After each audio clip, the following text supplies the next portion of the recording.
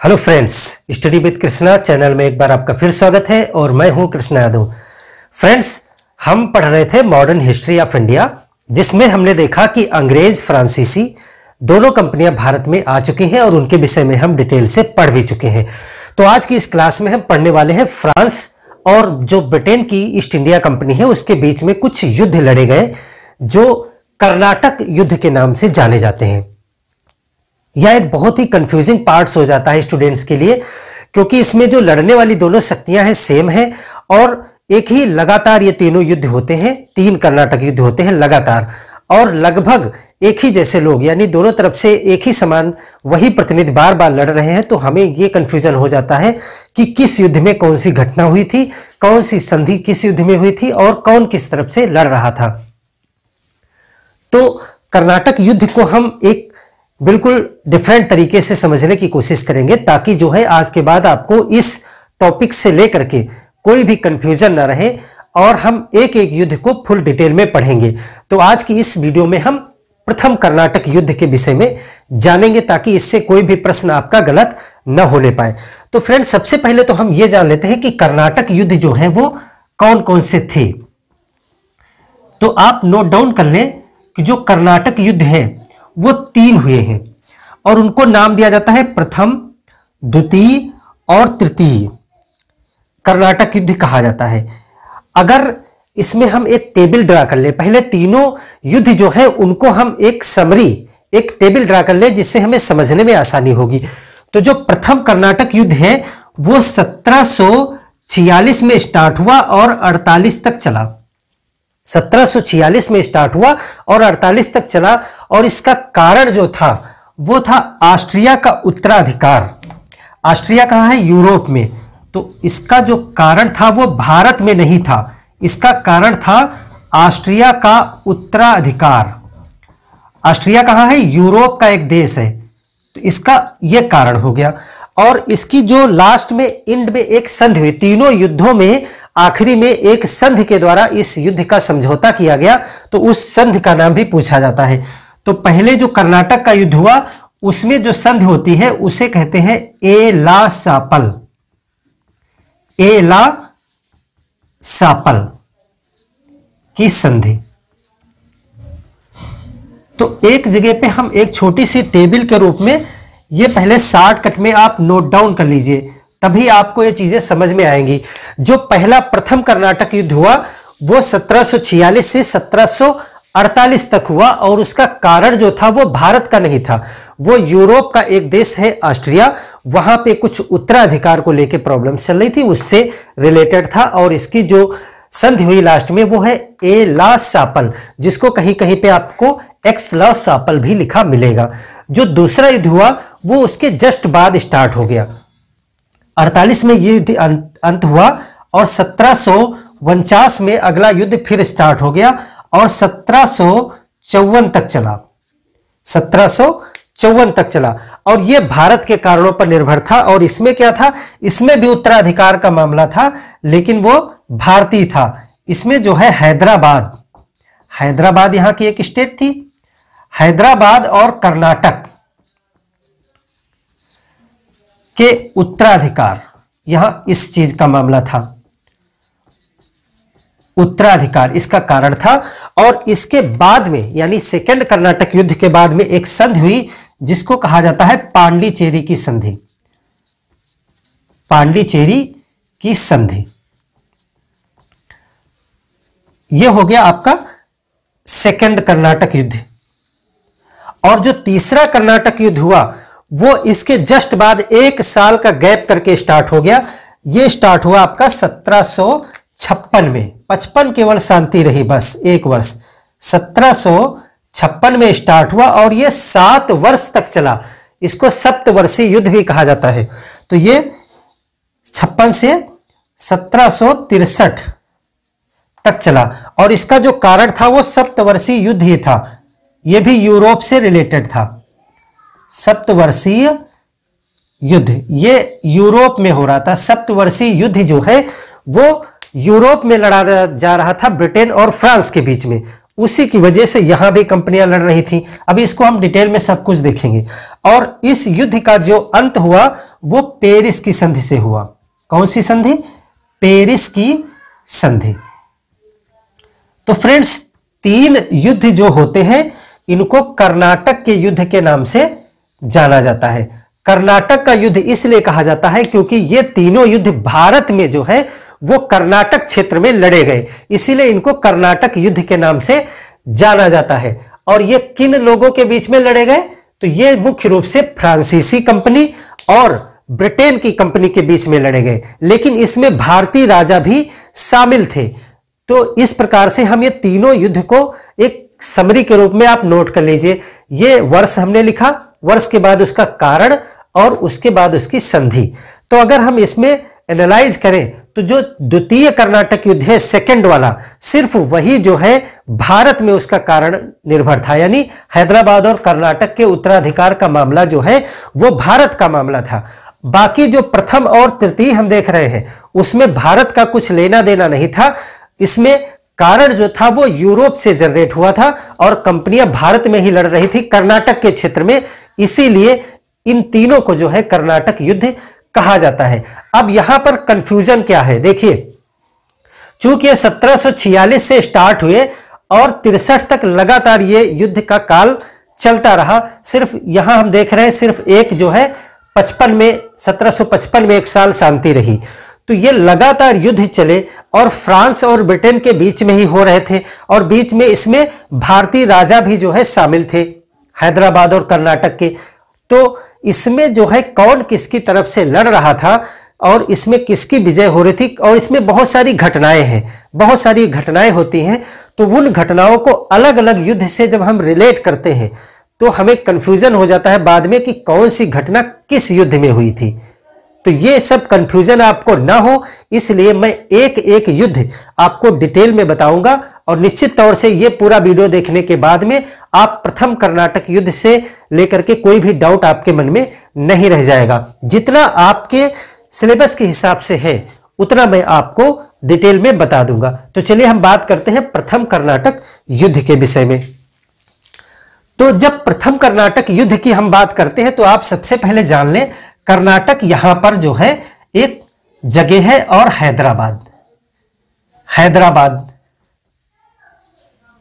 हैदराबाद और कर्नाटक जो है स्टेट जो है मुगल सत्ता के अंतर्गत ही आती थी। लेकिन हमने देखा था कि 1707 में जो है औरंगजेब की मृत्यु हो गई। कब? 1707 में जो है औरंगजेब, यह कहा जाता है कि अंतिम एक शक्तिशाली मुगल शासक था औरंगजेब। इसके बाद मुगल सत्ता में जितने भी उत्तराधिकारी आए औरंगजेब के बाद में, वो पूरी सत्ता को कायम नहीं रख सके। इसका मतलब यह है कि जितनी नियंत्रण, जितनी शक्ति के साथ अनुशासन औरंगजेब के जमाने तक बना रहा था, इसके बाद जो उत्तराधिकारी आए वो पूरे भारत पे जहां तक मुगल शासन था वो नियंत्रण नहीं कर पा रहे थे। तो इसका परिणाम क्या होता है?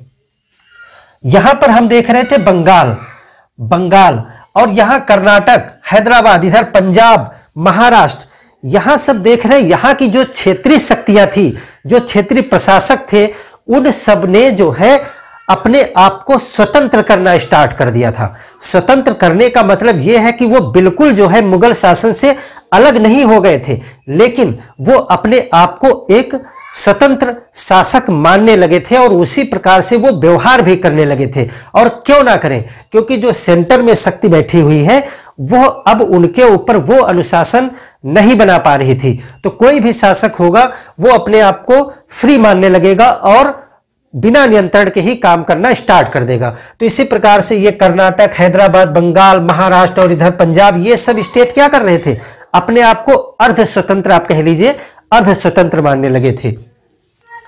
तो यहां पर जो है हम देख रहे हैं हैदराबाद और कर्नाटक स्टेट थी और यहां पर सिचुएशन जो है हम ब्रिटिश और फ्रांस के बीच पढ़ने जा रहे हैं।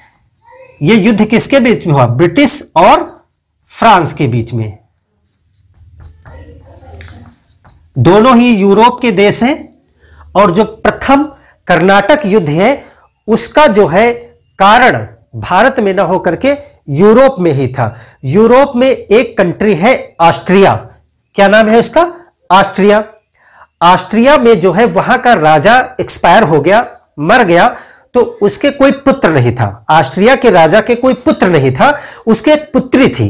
तो कुछ देश या कुछ लोग सोच रहे थे कि पुत्री को शासक बना दिया जाए वहां का, लेकिन कुछ लोग चाह रहे थे कि पुत्री को आगे उत्तराधिकारी ना बनाया जाए, बल्कि किसी अन्य व्यक्ति को बिठाया जाए।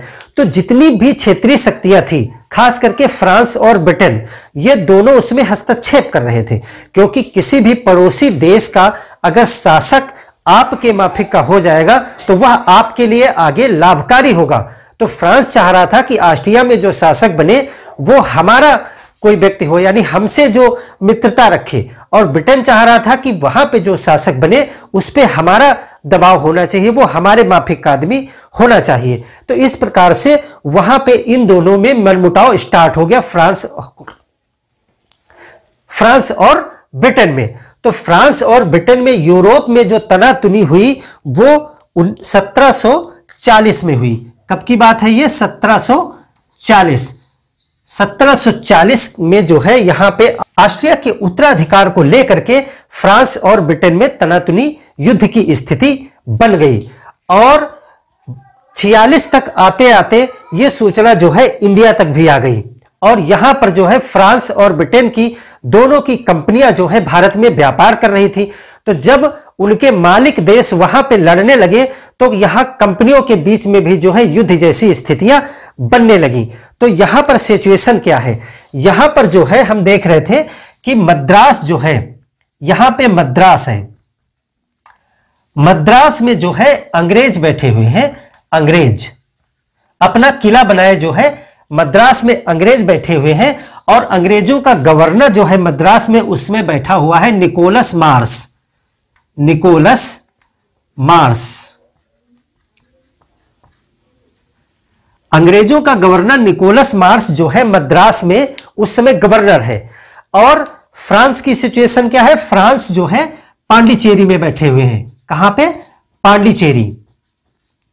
पांडिचेरी में फ्रांस है, पास पास में ही दोनों हैं। और यहां पे जो इनका प्रशासक है वो है डुप्ले। उसका नाम क्या है? डुप्ले।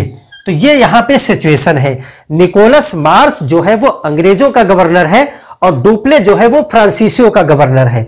अंग्रेज बैठे हुए हैं मद्रास में, हमने बताया था, यहां पे किला बनाए बैठे हैं, और फ्रांस वाले जो है वो पांडिचेरी में अपना कब्जा जमाए बैठे हैं। और दोनों ही, अगर मैप में आप देखें तो दोनों ही स्थान जो है पड़ोस पड़ोस में ही है, यही कोरोमंडल तट पे है।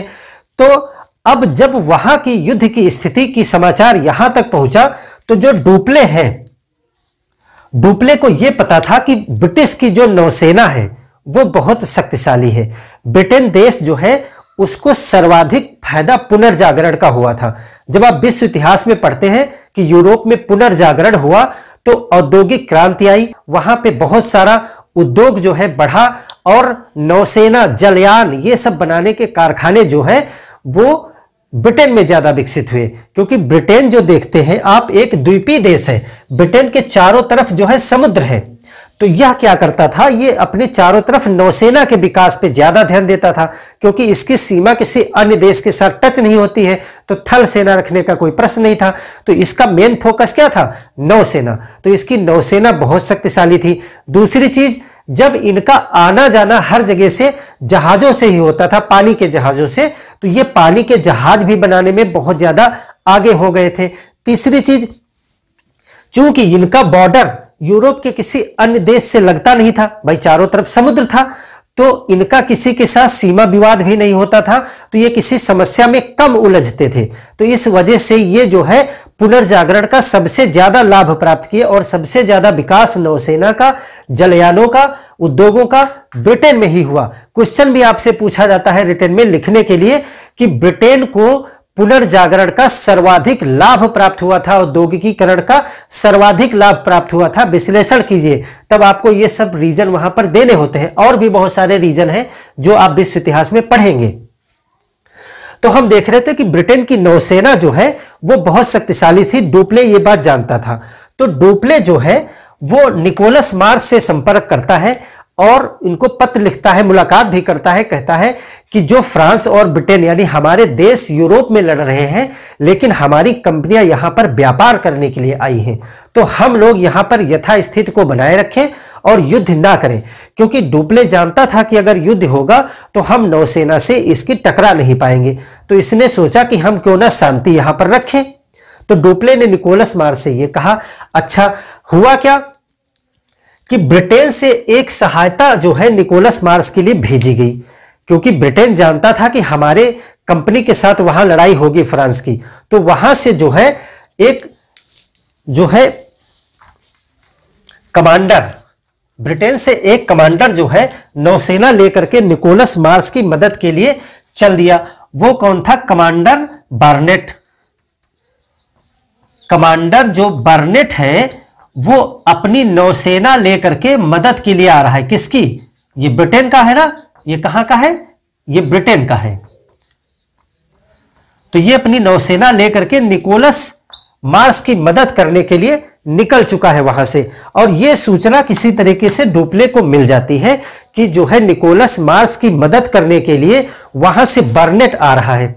इसीलिए ये जो है पहले तो अंग्रेजों से शांति रखने का प्रस्ताव रखता है, लेकिन यह सोचता है कि निकोलस मार्स ने कुछ हां या ना में जवाब तो दिया नहीं कि हां लड़ाई करेंगे या नहीं करेंगे, ऐसा कुछ स्पष्ट नहीं कहा। तो इसने सोचा क्यों ना हम जो है कर्नाटक से संपर्क करें।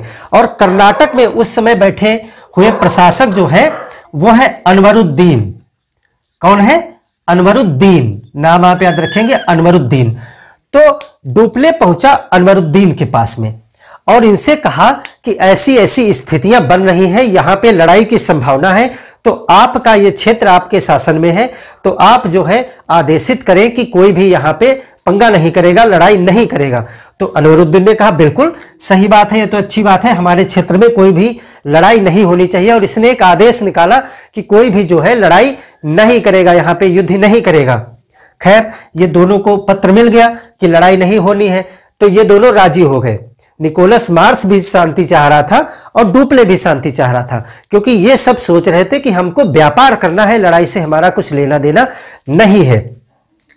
लेकिन कमांडर बार्नेट जो है वो लड़ने के उद्देश्य से ही आ रहा था, वो लड़ने के उद्देश्य से ही नौसेना लेके आ रहा था और डुप्ले ये बात जानता था। तो डुप्ले ने सोचा कि अगर वो नौसेना आ जाएगी तो हम निश्चित तौर से हार जाएंगे, तो हमको भी सावधानी के लिए कुछ मदद बुला लेनी चाहिए। देखिए, हर व्यक्ति ये सोचता है कि भले लड़ाई नहीं हो रही है, लेकिन उनकी तरफ सेना आ रही है मदद के लिए, तो अगर लड़ाई हो जाएगी तो फिर मेरी हार निश्चित है। तो इसने भी सोचा हम भी कुछ मदद बुला लेते हैं। तो हमने आपको बताया था कि फ्रांसीसियों का जो है एक कोठी, एक कब्जा जो है मरीशस में है। कहां पे? मरीशस में। मरीशस जो है अफ्रीका के पास एक देश है। मरीशस जो है अफ्रीका के पास, मेडागास्कर के पास एक देश है। मैप पे आप देखिए, मैंने बताया भी था आपको। तो मरीशस से जो है पत्र लिख करके डुप्ले ने सहायता बुला ली। और मरीशस का उस समय जो गवर्नर है वो है ला ब्रूडेने। ला ब्रूडेने, इसका नाम आप नोट करें, ला ब्रूडेने। तो ला ब्रूडेने को जब पत्र लिखा डुप्ले ने, तो यह अपनी नौसेना लेकर के अब डुप्ले की मदद के लिए आ गया। यह भी अपनी नौसेना लेकर के आ गया, जहाज वहाज लेकर के यह भी आ गया और इधर ये भी आ रहे हैं।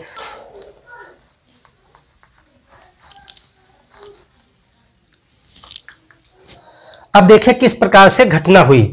तो जो बार्नेट है, पहले बार्नेट जो है वो आया और उसने फ्रांस के जहाज पे कब्जा कर दिया। फ्रांस के जहाज पर कब्जा कर लिया इसने। इसको रास्ते में फ्रांस के जहाज मिले और फ्रांस के जहाज पे इसने कब्जा कर लिया, लड़ाई की और जहाज इसके तोड़ दिए, डुबो दिए। तो जब बार्नेट ने स्टार्टिंग कर दी तो डुप्ले जो है युद्ध करने पे मजबूर हो गया। इसने सोचा हम तो शांति रख रहे थे, लेकिन देखिए अंग्रेजों ने युद्ध स्टार्ट कर दिया। तो इसका परिणाम क्या हुआ? इसका परिणाम यह हुआ कि जो डुप्ले हैं वो ला ब्रेडेन के साथ मिल करके और मद्रास पे हमला बोल दिया। इसने क्या किया? जो डुप्ले था, डुप्ले और मरीशस से कौन आया है? ला ब्रूडेन। ये दोनों ने मिल करके क्या किया, मद्रास पे हमला कर दिया, मद्रास पर हमला कर दिया। शुरुआत तो बर्नेट ने की, लेकिन जो है ला ब्रूडेन आ गया वहां से और डुप्ले था, इन दोनों ने मिल करके मद्रास पे हमला बोल दिया। और उस समय फ्रांस का तोपखाना बहुत जबरदस्त था, यानी यहां की तोपें जो है वो बहुत अच्छी क्वालिटी की थी, ब्रिटेन से ज्यादा अच्छी थी। तो उनके दम पे इसने मद्रास को जीत लिया। इसका परिणाम क्या निकला, मद्रास पे कब्जा कर लिया इसने, मद्रास पर कब्जा हो गया। किसका, फ्रांस का, यानी डुप्ले ने, आप डुप्ले लिखें, डुप्ले ने मद्रास पे कब्जा कर लिया। तो फ्रांसीसी यहां पर जीत गए और मद्रास को अपने कब्जे में ले लिया। तो जो ला ब्रूडेन आया था, ला ब्रूडेन आया था मरीशस से, और इसका ये इच्छा ये थी कि हमने अब इनको हरा दिया है, अब इनसे हम कुछ पैसा ले लें और ये छोड़ दिया जाए, काम यहीं पे खत्म हो जाए, क्योंकि इनको पैसे की जरूरत थी। तो इन्हें डुप्ले से कहा, जो ला ब्रूडेने था उसने डुप्ले से कहा कि ठीक है, विजय हो गई, हमने मद्रास को जीत लिया है, तो अब ऐसा करते हैं, अंग्रेजों से कुछ पैसा ले लेते हैं, 4 लाख 3 लाख जितना मिले, और इनको छोड़ देते हैं, हमारी विजय तो हो ही गई है। लेकिन जो डुप्ले है, डुप्ले बहुत महत्वाकांक्षी व्यक्ति था, उसने कहा नहीं, हम मद्रास पे कब्जा रखेंगे, हमें पैसों की जरूरत नहीं है। लेकिन ये लालची था, ला ब्रूडेने जो है वो लालची था। अंग्रेजों ने इसको ऑफर किया 4 लाख पाउंड, मद्रास पे कब्जा हो गया, और अंग्रेजों ने क्या किया, जो है ला ब्रूडेन को पैसा दिया। ला ब्रूडेन ने जो है घूस ले ली, घूस ले ली और चला गया, घूस ले ली और चला गया, यानी अपनी सेना लेकर के ये वापस चला गया, क्योंकि इसको पैसा मिल गया और ये पैसे लेने के लिए ही आया था। ये लालची आदमी था उस समय, तो इसने जो है पैसा ले लिया और चला गया। अब जो है मद्रास पे जो है बच्चे डुप्ले, और अंग्रेजों ने पुनः जो है मद्रास पे वापस कब्जा कर लिया। तो इसका परिणाम क्या हुआ, अब ये मद्रास किसके कब्जे में आ गया, अंग्रेजों के कब्जे में।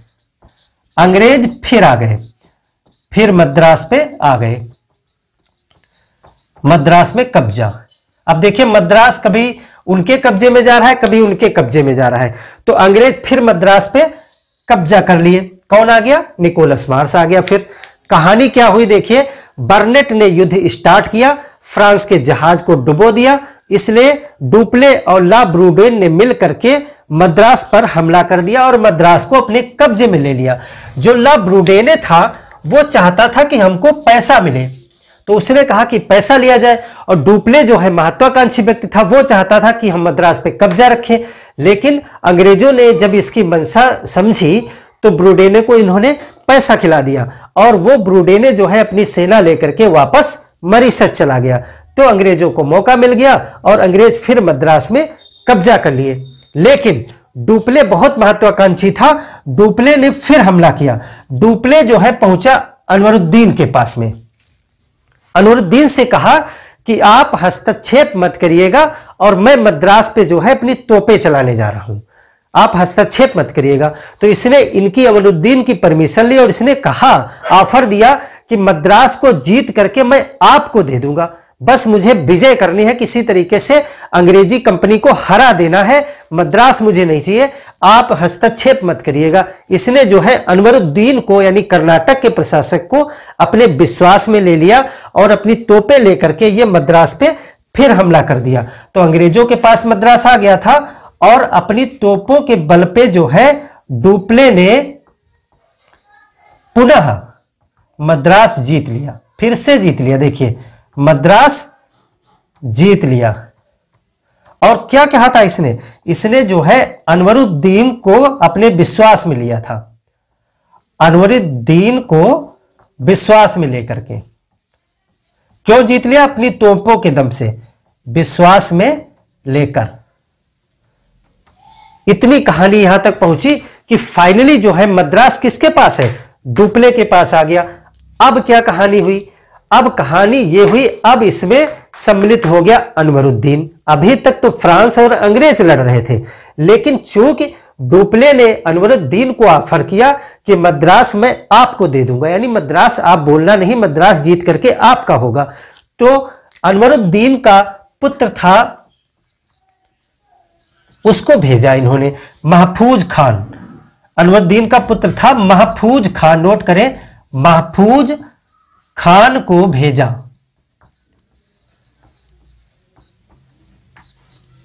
अनवरुद्दीन ने जो है महफूज खान को भेजा कि अब जो है मद्रास अपने कब्जे में ले लो जाकर के। तो महफूज खान आया डुप्ले के पास में, उसने कहा जो है मद्रास पे कब्जा आप हटाइए और मद्रास पे कब्जा जो है वो कर्नाटक का होगा, हमारा होगा, ऐसा ही तय हुआ था। तो अब डुप्ले को हमने बताया ना, डुप्ले एक बहुत महत्वाकांक्षी व्यक्ति था। उसने सोचा कि हमने मद्रास को जीता है और हम अब कर्नाटक को क्यों दे दें मद्रास, तो इसने इनकार कर दिया, अपनी बात से ये मुकर गया। तो अब महफूज खान और डुप्ले के मध्य एक युद्ध हो गया।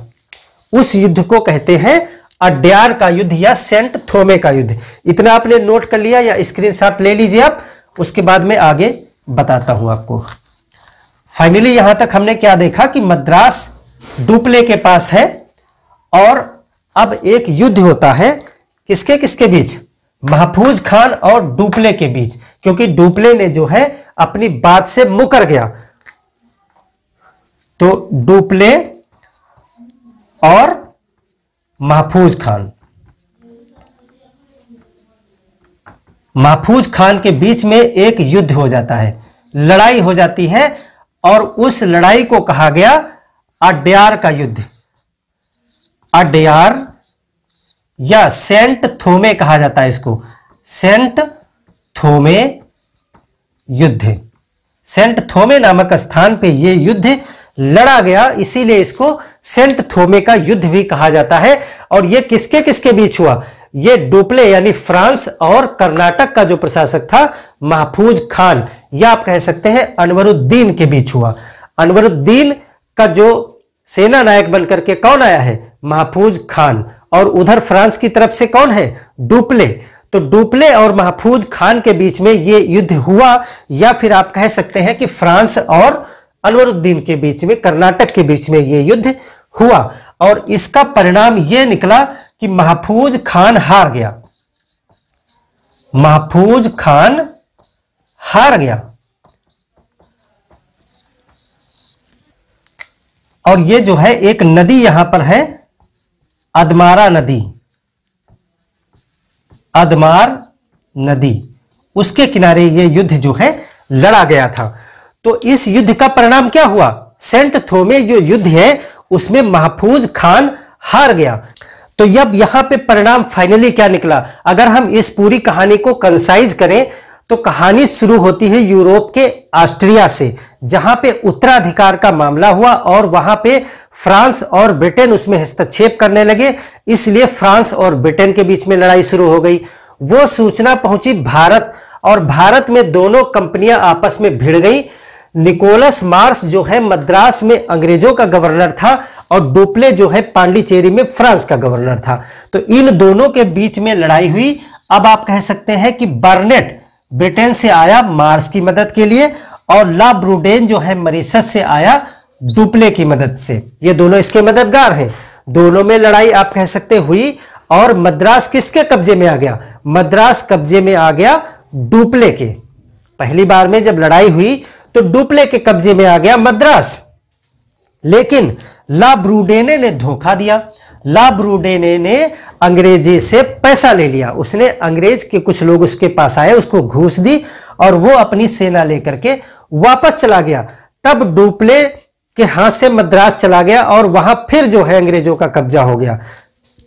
तब जो है डुप्ले और अनवरुद्दीन ने आपस में बात करके मद्रास पे फिर से हमला किया और मद्रास फिर डुप्ले ने जीत लिया। लेकिन अब वो मद्रास चाहिए था अनवरुद्दीन को, तो अनवरुद्दीन ने महफूज खान को भेजा मद्रास पे कब्जा करने के लिए। डुप्ले ने इनकार कर दिया।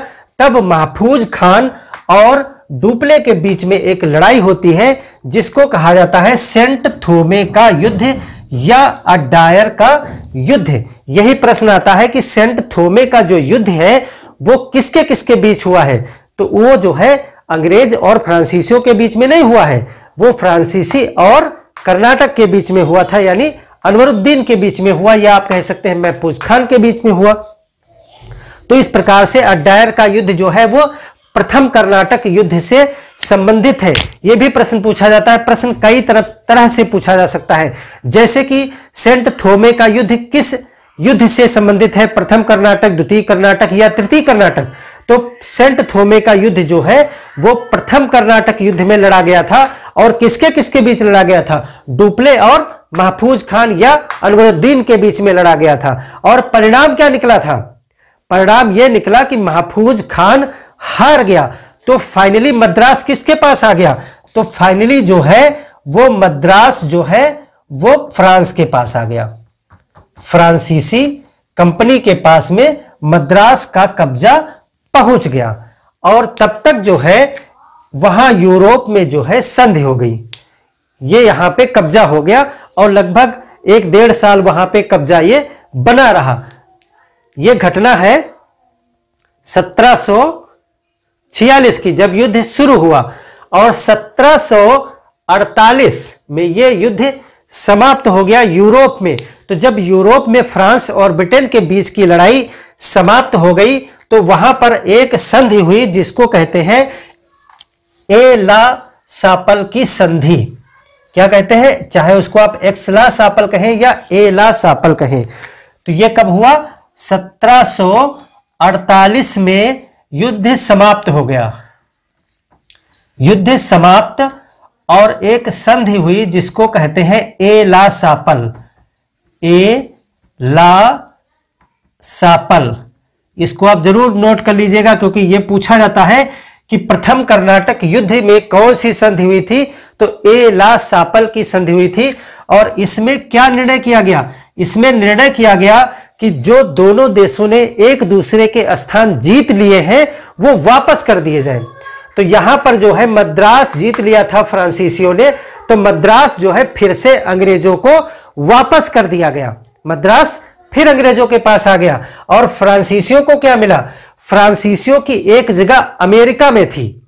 ऐसा नहीं है कि यह युद्ध यहीं चल रहा था, यह युद्ध जहां जहां फ्रांस और ब्रिटेन लगे हुए थे सब जगह, तो अमेरिका में भी फ्रांस और ब्रिटेन लड़ रहे थे। तो अमेरिका में एक स्थान था वो फ्रांस का था, और उसको अंग्रेजों ने जीत लिया था। उस स्थान का नाम था लुई, एक लुई नाम का, सेंट लुई नाम का स्थान था। तो वो जो है फ्रांसीसियों को वापस दे दिया गया, लेकिन वो अमेरिका से संबंधित है। तो यहां पर हम देख रहे हैं कि जो है फ्रांसीसियों ने मद्रास जीता था, और वो मद्रास पुनः अंग्रेजों को दे दिया गया। कौन सी संधि के तहत, ए ला सापल की संधि के तहत 1748 में। अब आपसे क्वेश्चन है कि परिणाम क्या निकला, प्रथम कर्नाटक युद्ध का परिणाम क्या निकला। तो कुछ भी परिवर्तन नहीं हुआ, जो जैसे था वो सब वैसे ही हो गया। ना अनवरुद्दीन पे कोई फर्क पड़ा, यानी यहां भी जैसे जहां जो सीमाएं थी वैसे ही है, फ्रांसीसी जहां थे पांडिचेरी में वही है, अंग्रेज जहां मद्रास में थे फिर वही मद्रास उनको मिल गया। तो इस प्रकार से किसी भी शक्ति की सत्ता में कोई भी परिवर्तन नहीं हुआ। लेकिन इस युद्ध का जो है भारत के इतिहास में एक बहुत महत्व है, क्योंकि इस युद्ध में पहली बार फ्रांसीसी सेना ने महफूज खान को हरा दिया। यानी पहली बार भारत में यूरोपीय कंपनी ने किसी राजा की सेना से लड़ाई की सीधे, और उसको हरा दिया। तो यहां पर डुप्ले ने एक चीज गौर की, डुप्ले ने यह देखा कि भारत की सेना चाहे जितनी बड़ी हो, महफूज खान की सेना बड़ी थी, फ्रांसीसी जो डुप्ले की सेना थी वो संख्या में कम थी, लेकिन इसने ये देखा कि हमारी सेना बहुत अनुशासित है, बहुत प्रशिक्षित है, और जो भारत की सेना है वो संख्या में भले ज्यादा होती है लेकिन वो प्रशिक्षित नहीं है, वो अनुशासित नहीं है। उनको हराया जा सकता है, कम संख्या से भी उनको हराया जा सकता है। ये चीज जो है डुप्ले ने गौर कर ली, और यहीं से यूरोपीय कंपनियों ने भारत की राजनीति में हस्तक्षेप करना प्रारंभ कर दिया। आगे देखेंगे हर युद्ध में जो है अब यूरोपीय कंपनियां जो है राजाओं से डरती नहीं थी, वो उनके ऊपर जो है किसी भी टिकड़मबाजी से उनको लड़ाने का प्रयास करती थी और अपना फायदा निकालने का प्रयास करती थी। तो ये जो है इस युद्ध का महत्व है। तो प्रथम कर्नाटक युद्ध बहुत सिंपल तरीके से आपने जाना और निश्चित तौर से आप इसमें अगर कोई भी क्वेश्चन आता है तो वो आपका अब छूटना नहीं चाहिए। तो फ्रेंड्स मिलते हैं एक नई क्लास में जिसमें हम द्वितीय कर्नाटक युद्ध को पढ़ेंगे। तब तक के लिए धन्यवाद।